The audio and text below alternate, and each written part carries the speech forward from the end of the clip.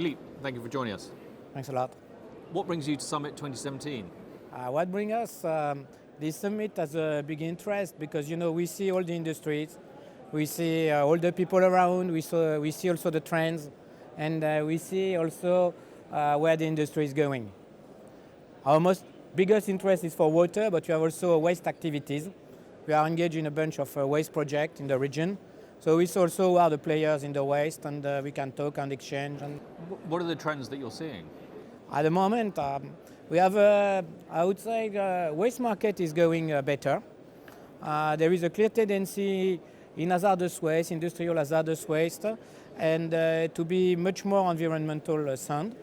When in the water market, we have projects left, but competition is too far and too far and too far. So you have a pilot project that you're running at Masdar. What's the objective of that?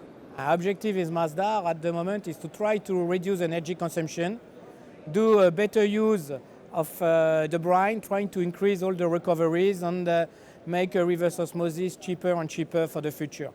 Is there a causal link between making it more environmentally friendly and price point?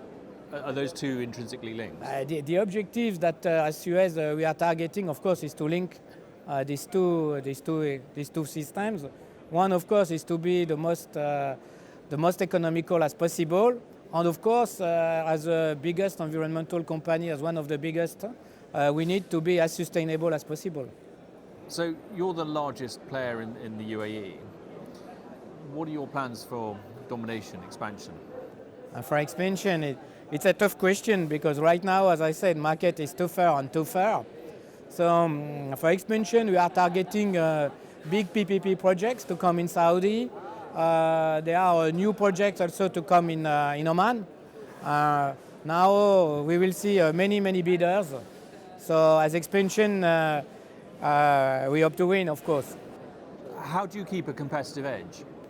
Competitive edge, we try to best to do the best use of local sourcing, be more local, be more at the service of the client as much as we can, and we try also to bring a new technological development in the way to do the desalination system, to do the water intake. We have a big R&D team in Paris working almost permanently in order to make the technology progress. Do your teams, the different teams, so your environmental team and your efficiency team, do they all feed into that one R&D unit? Yeah, we are always feeding the input of the side of the operations towards the R&D, the development team. So we are working always ends to ends. So what do you think the future holds for desalination in this area? In desalination, I would say in industry there will be a positive trend, going more and more reuse.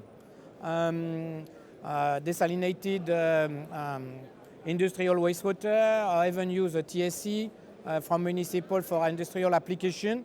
But this is valid should we find a way to decrease the price. Now for cities, desalination, it will be linked also to the CO2 policy, I would say, because thermal desalination, for example, could be affected, by a CO2 regulation if it comes in the future. Okay, it could be long-term perspective depending on politics. Fascinating. Philippe, thank you very much for joining us. You're welcome.